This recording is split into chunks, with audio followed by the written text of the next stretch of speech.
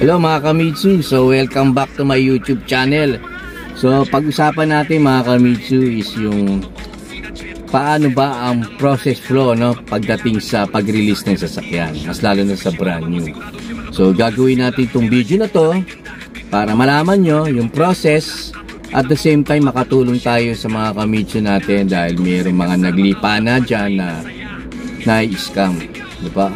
Tandaan nyo, lahat ng kahit anong industriya pa yan, kahit anong business pa yan, pag hindi masyado effective ang process ninyo, nahahaluan ng scam yan na mga Kamitsu, dahil hindi naman natin hawak ang mga utak ng mga taong yan na.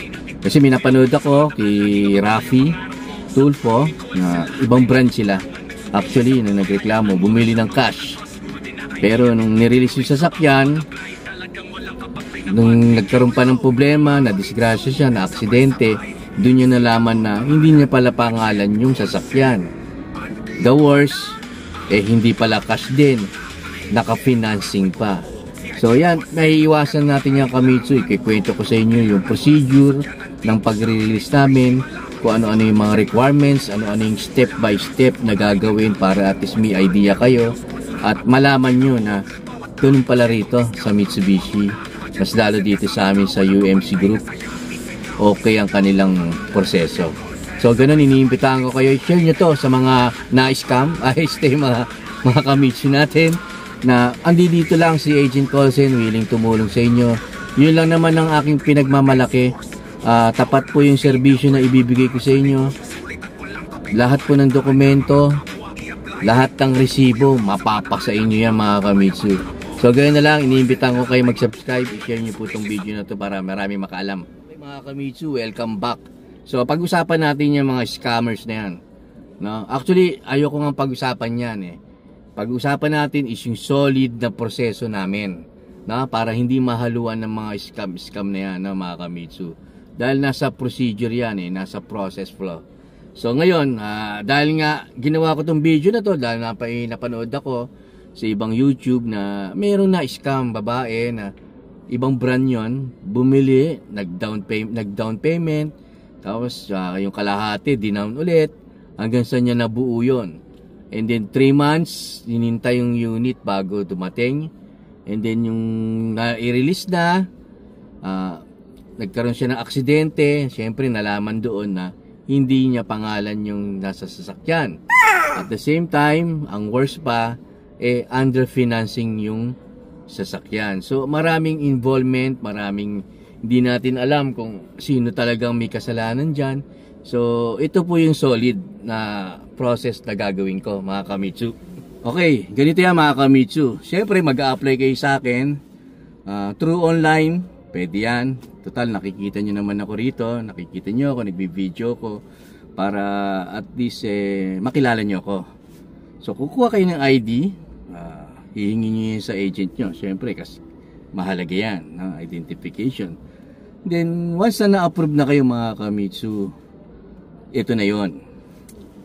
Magkakaroon tayo ng reservation para sa 5K po ang minimum, para sa magawa na ho ng VSO yan, Vehicle Sales Order.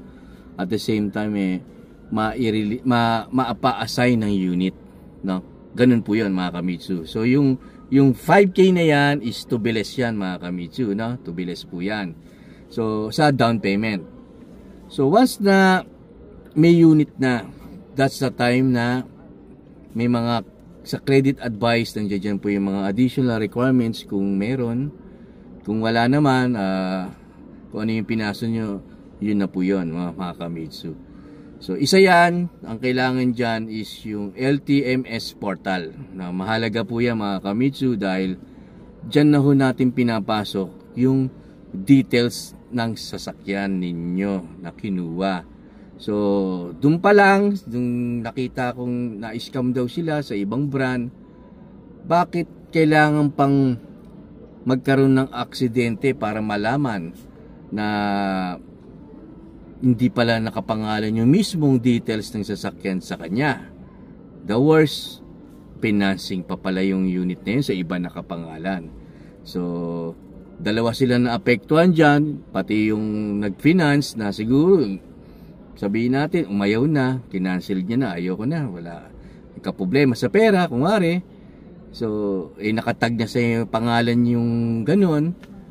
So, hindi natin alam or naibigay ba ng aksidente yon, or inilabas ni yung isa, kung sino yung na-approve, inilabas ba nila para at least ibigay. So, hindi natin alam.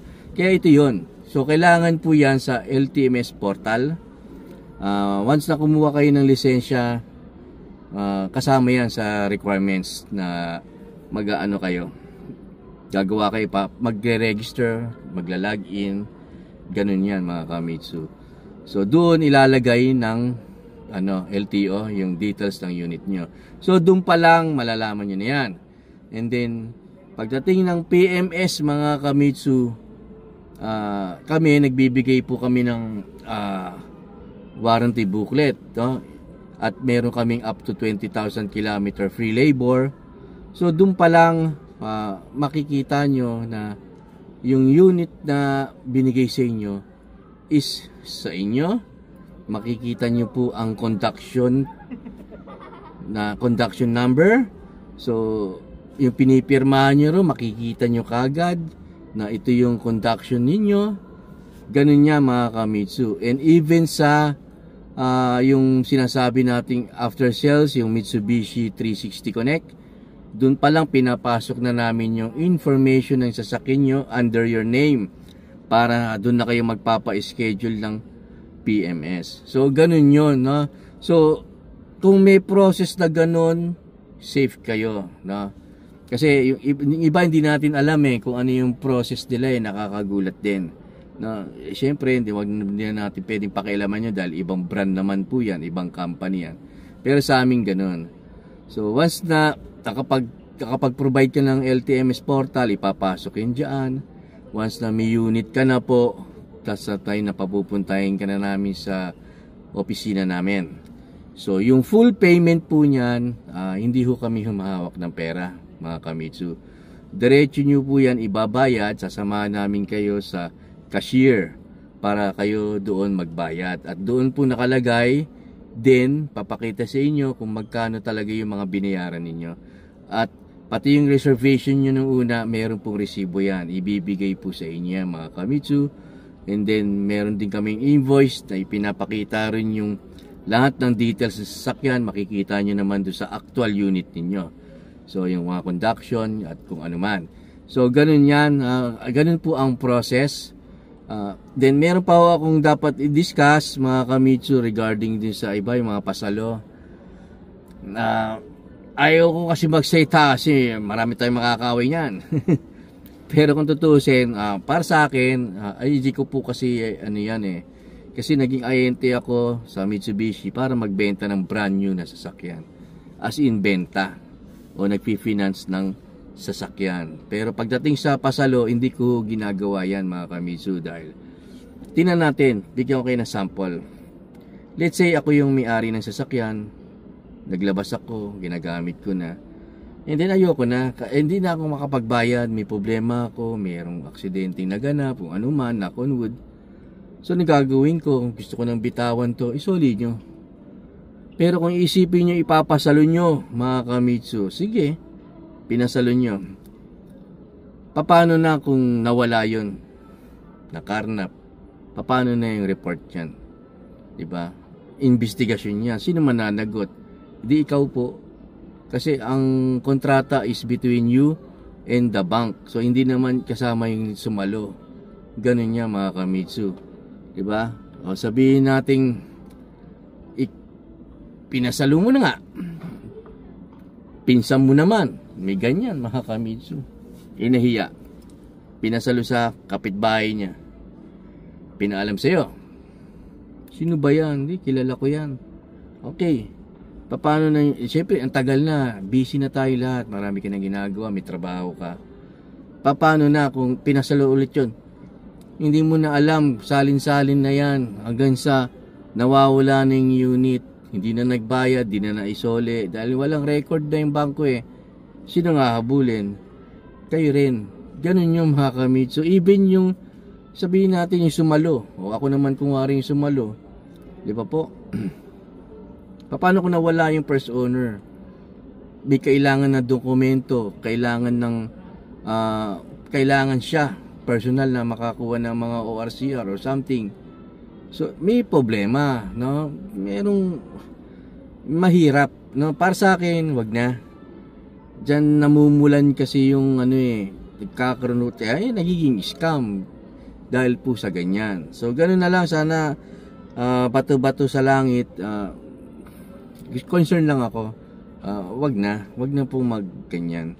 So ganyan na lang, iniimbitahan ko kayo. Alam ko bitin kayo dahil ako naman hindi ako gumagawa ng script.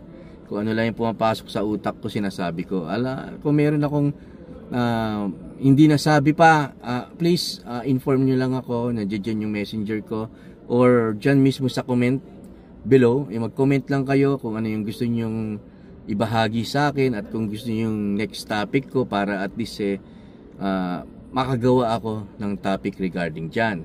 So ganoon na lang, kung gusto nyo mag-apply sa akin online, nandiyan po sa description sa baba ang aking messenger, no? I-click nyo lang po yun at madadirect na po kayo sa aking messenger at mag-usap tayo. Importante yan. Kung locally employed ka, business owners, freelancers, OFW, seafarer, at kahit anuman, public or private employee ka, swak ka dito mga Kamitsu at tutulungan ka namin. So ganyan na lang mga Kamitsu, kaya kung bago ka lang, mag-subscribe po kayo, at kung luma, mag-stay, i-share nyo lang po itong video. Maraming salamat.